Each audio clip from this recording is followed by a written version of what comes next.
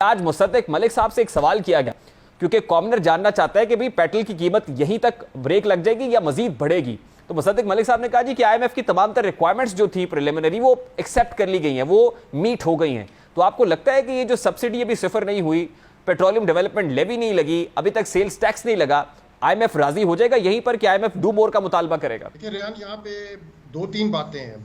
पहली चीज तो जो डिमांड आईएमएफ की थी वो थी कि आपकी जो पेट्रोल के ऊपर सब्सिडी चल रही है, जो फरवरी में खान साहब ने अनाउंस की थी, उसको जीरो करें पहले। तो अब फिलहाल जो सूरत हाल है, ये दो इंक्रीसेस के बाद अब 9 रुपए की सब्सिडी पेट्रोल पे रह गई है और 23 रुपए की सब्सिडी डीजल पे रह गई है फिलहाल। तो इतना तो भी फासला मजीद कवर करना है। लेकिन दूसरी चीज कि ये शर्त थी आईएमएफ की कि प्रोग्राम शुरू होने से पहले आपने ये चीजें करनी है। ये सारे स्टेप्स लेने के बाद तो प्रोग्राम शुरू होगा, यानी कि स्टार्टिंग लाइन पे आने के लिए आपको ये वाली शर्तें पूरी करनी है, इसके बाद असली एडजस्टमेंट शुरू की जाएगी। तो इन अ सेंस नहीं, आईएमएफ की सारी शर्तें तो नहीं पूरी हुई, काफी हद तक हो चुकी हैं, लेकिन वो स्टार्टिंग लाइन पे आने के लिए अब यहां से आगे जो फासला जो रास्ता खुलेगा, उसमें पाकिस्तान को अपना ट्रेड डेफिसिट और अपना फिस्कल डेफिसिट दोनों को कम करना पड़ेगा। तो उसके लिए इंपोर्ट्स के ऊपर रिस्ट्रिक्शंस मजीद और आनी होंगी और ख़ास तौर पे एक्सचेंज रेट एडजस्टमेंट्स होनी पड़ेंगी। उसके लिए आप पे मजीद टैक्सेस लगाने पड़ेंगे और एक्सपेंडिचर्स को मजीद और रिस्ट्रिक्ट करना पड़ेगा। तो अभी तो ये स्टार्टिंग लाइन पे पहुंचने की शराइत थी, गेम तो उसके बाद शुरू होगी। खुद साहब, गुज़श्ता रोज़ मिफ्ता इस्माइल साहब ने अपनी प्रेस कॉन्फ्रेंस के अंदर कहा कि अभी भी सब्सिडी जीरो तो नहीं हुई, तकरीबन पेट्रोल के ऊपर सिर्फ 8 रुपए की सब्सिडी अभी भी बाकी है और रवा माह यानी जून के अंदर वो कम से कम सब्सिडी जीरो कर देंगे और फिर वादा कर रहे हैं कि टैक्सेस में इजाफा यानी पेट्रोलियम डेवलपमेंट लेवी नहीं बढ़ाएंगे और जीएसटी इंपोज नहीं करेंगे, जो आईएमएफ की one of the prominent conditions है कि 30 रुपए तक लेवी बढ़ाएं और फिर 17% जीएसटी इंपोज करें। तो आप क्या समझते हैं, क्या लेवी ना बढ़ाए बगैर, मतलब अगर जीएसटी नहीं बढ़ाते तो सब्सिडी भी सिफर कर लेते हैं, आईएमएफ को काबिल कबूल होगा, ये ट्रॉन्च जारी हो जाएगी इससे? पॉसिबल है। एक बार सब्सिडी जीरो हो जाए उसके बाद पॉसिबल है। देखिए, आईएमएफ की ये शराइत नहीं होती कि आप फलाना वाला टैक्स लगाएं अपने ऊपर। वो सिर्फ आपसे कहते हैं कि अपना जो आपका माली खसारा चल रहा है स्टेट का, उसको कम करें। अब कम करने के लिए या आप एक्सपेंडिचर्स कट कर सकते हैं या आप रेवेन्यूज रेज कर सकते हैं। अब वो गवर्नमेंट के ऊपर होता है उनको प्रपोज करना कि आप ये काम कैसे करेंगे। तो या तो आप पेट्रोल के ऊपर टैक्स लगा के ये काम कर लें, या आप डेवलपमेंट बजट से पैसे काट के ये काम कर लें, या आप किसी और किस्म का बड़े सनतकारों के ऊपर 1 या 2% का सुपर टैक्स लगा के ये काम कर लें, या बैंकिंग ट्रांजैक्शंस के ऊपर विद होल्डिंग टैक्स लगा के करने की कोशिश कर लें। वो आपके ऊपर होता है। तो अगर पेट्रोलियम डेवलपमेंट लेवी नहीं लगानी आपने ये अपने रेवेन्यूज को टारगेट को मीट करने के लिए, तो कोई और फिर आईएमएफ कह देगा कि ठीक है, फिर आपके पास और क्या प्लान है। और अगर वो क्रेडिबल प्लान हो तो बिस्मिल्लाह। अब जैसे पिछले साल शौकत तरीन साहब ने भी आईएमएफ को ये बताया था कि हम लेवी नहीं लगाएंगे और हम काफी सारी जो चीजें हफीज शेख मान के आ गए थे, उन्होंने कह दिया था ये हम नहीं करेंगे, लेकिन हम जो बड़ी डिपार्टमेंट स्टोर्स हैं उनकी पॉइंट ऑफ सेल मशीन्स के ऊपर टैक्स लगा के वहां से हम अपना हदफ पूरा करेंगे। वो मान गया था आईएमएफ, उन्होंने कहा था अगस्त तक देखते हैं कहां तक आप कितना रिकवर कर सकते हैं। अब वो अलग बात है कि वहां से रिकवरी हो। ये बड़ी इंपॉर्टेंट बात आप कर रहे हैं कि बाय एनी मींस आपको सब्सिडी सिफर करनी पड़ेगी। ये जो 8 रुपए पेट्रोल के ऊपर एटलीस्ट सब्सिडी है वो सिफर हो जाएगी, तो पेट्रोल की कीमत 218 रुपए तो रवा माह हम एक्सपेक्ट कर सकते हैं कि हो जाएगी। उसके बाद जब आप रेवेन्यू की बात कर रहे हैं तो ऑब्वियसली पेट्रोल जो है उसके ऊपर टैक्सेस इंपोज करके एक बहुत बड़ा सोर्स है कि आप जो टैक्स रेवेन्यू वहां से ले सकें। तो अगर इसके ऊपर मजीद टैक्स हुकूमत इंपोज नहीं करती है तो फिर आप क्या देख रहे हैं नेक्स्ट बजट के अंदर कहां कहां जो है वो टैक्सेस इंपोज हो रहे होंगे? तो फिर उसमें तो आवाम को रिलीफ नहीं मिल सकेगा। अब उसमें आई डोंट नो, वो डिपेंड करता है कि ये लोग अपनी रेवेन्यू एफर्ट कितनी क्रेडिबल बना सकते हैं और कहां कहां उसका बोझ डाल सकते हैं। फिलहाल जो मेरी मालूमात है वो कोशिश कर रहे हैं कि अमीर तबके के ऊपर रेवेन्यू का बर्डन आए। एक और चीज जो मिफ्ता इस्माइल साहब ने अपनी प्रेस कॉन्फ्रेंस में कही थी कि सैलरीड लोगों के ऊपर वो बोझ नहीं बढ़ाएंगे। तो उसके बाद फिर रह क्या जाता है आपके पास? तो लग रहा है कि कोई और अब इंडस्ट्री और बिजनेस के ऊपर टैक्स लगा के वहां से पूरा करना पड़ेगा, लेकिन इट्स हार्ड टू से राइट नाउ रेहान, क्योंकि ये सारा वर्क इन प्रोग्रेस है अभी। तो किसी किस्म की final shape even within the government अभी इस चीज की नहीं निकली as far as I know. अच्छा खुद साहब, एक और बहुत बड़ी नुक्ताचीनी इसके ऊपर हो रही है, जो टारगेटेड सब्सिडी की बात ये हुकूमत कर रही थी कि देखिए इसका जो इम्पैक्ट है वो एक कॉमनर के ऊपर हम नहीं आने देंगे, हम टारगेटेड सब्सिडी देंगे और फिर 2,000 रुपए जो 40,000 से कम जो सैलरी ब्रैकेट के लोग हैं उनको देने की बात हो रही है। Do you think it's enough कि इससे रिलीफ पहुंच सके एक कॉमनर तक, एक आम आदमी तक? और फिर जिस तरह से अगर 37% से नीचे देखें हम, खते गुर्बत से नीचे जो लोग हैं वो आबादी तो बहुत ज़्यादा बनती है और वो लोग जो इस पर इनकॉपरेट हो रहे हैं इस 2,000 की ब्रैकेट में वो बहुत कम है। तो do you think it's enough and justified? I don't think it is enough but it is something. ठीक है, ना होने से बेहतर ही है, लेकिन इनफ तो किसी सूरत नहीं होगा। आई डोंट थिंक किसी भी तरह से गवर्नमेंट जो है वो कोई ऐसा स्टेप ले सकती है कि इसके जो एडवर्स इम्पैक्ट जो आवाम पे आ रहा है, ख़ास तौर पे गरीब तबके पे, वो पूरी तरह से ख़त्म हो जाए। उसको थोड़ा सा कुशन कर सकते हैं। अभी जैसे उन्होंने 2,500 रुपए पर मंथ उन्होंने अनाउंस किया है उन लोगों के लिए जो नेशनल सोशो इकोनॉमिक रजिस्ट्री में रजिस्टर्ड है गवर्नमेंट के साथ। कुछ हद तक वहां से सपोर्ट मिल जाएगी, शायद उसको थोड़ा सा इंक्रीज करने की इनके पास गुंजाइश आ जाए कहीं और से, पर it will never be enough Rehan. तो और दूसरी तरफ देखिए, अब ये बार बार कहा जाता है प्रेस कॉन्फ्रेंसेस के अंदर भी, अभी हुकूमत ये बता रही है कि जो बड़ी गाड़ी वाले लोग हैं उनको तकरीबन 1 लाख की सब्सिडी जा रही थी अगर माहवार बात की जाए। तो आपको लग रहा है कि वहां पर जब तक कटौती नहीं होगी या मराहत याफ्ता तबके के ऊपर से जब तक उनकी जो टैक्स एग्जाम्पशन है ना सिर्फ ये कि उनको लिया जाएगा बल्कि मजीद टैक्सेस इंपोज किए जाएंगे, तो तब तक जो है हम ये डेफिसिट पूरा नहीं कर सकेंगे। तो आपको ये होता हुआ नजर आ रहा है? सॉरी रेहान, मुझे अभी फिलहाल जो होता हुआ नजर आ रहा है वो इमरजेंसी मेजर्स ही लिए जा रहे हैं।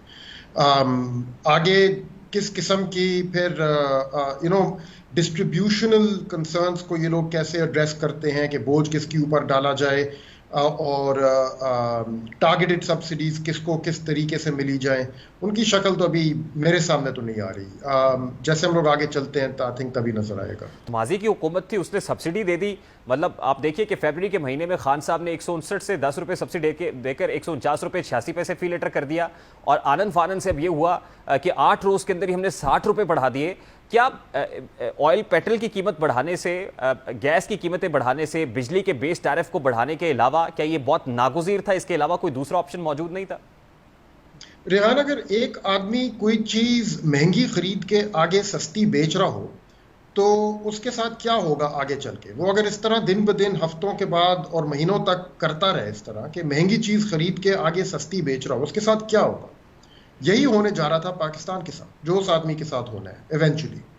और उसके बहुत नजदीक आ गए थे हम लोग, काफी नजदीक आ गए थे। हमारे जिस हिसाब से ज़र मुबादला गिर रहे थे, जिस हिसाब से हमारे फिस्कल फ्रेमवर्क पे जो इसका बोझ पड़ रहा था, ये ऑब्वियसली आई थिंक ये तो कॉमन सेंस बताती है कि ये चीज चल नहीं सकती थी।